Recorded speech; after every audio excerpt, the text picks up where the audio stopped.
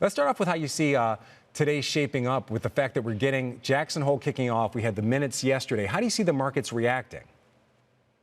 Well, so far, we've had a really impressive relief rally from the major indices. So we come into these events pretty overbought from a short-term technical perspective. So I think that creates a bit of a challenge for the market to prove that it can sustain this momentum.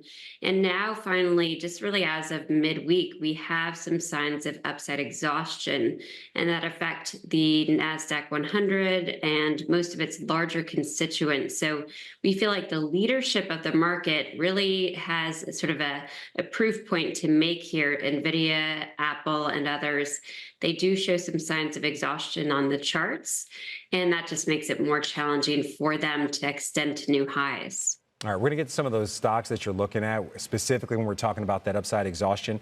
But overall, I think a lot of people are trying to figure out what to do with their portfolio. A lot of stocks have basically kind of broken down in recent days. We've had a rally, but some of the trades and plays that we've seen work earlier this year have broken down. What advice would you give to investors that are seeing some declines in their stocks, some pullbacks? What would you do or have them do if you were advising them?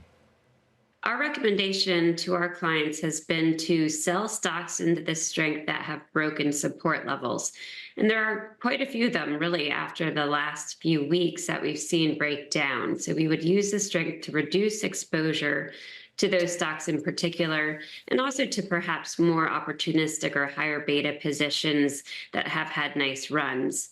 We're not yet recommending top-down hedges, but we do expect to do that fairly soon ahead of what we think will be a top-down oriented correction, meaning a correction that affects most every stock, unfortunately, and lasts probably several weeks. It's very seasonally sort of accurate to suggest that we have weakness in September that carries over into October.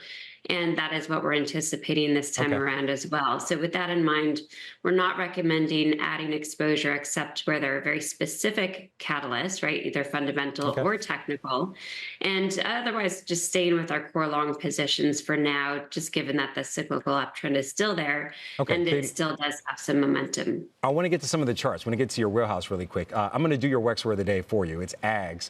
And your pick for us is in the agricultural space. It's actually an ETF, the DBA ETF. We're going to show some of the assets, and we're also going to show the chart. Why is this a good buy right now in your mind?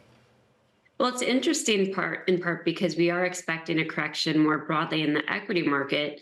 So it makes us more creative, I guess, in looking for new ideas.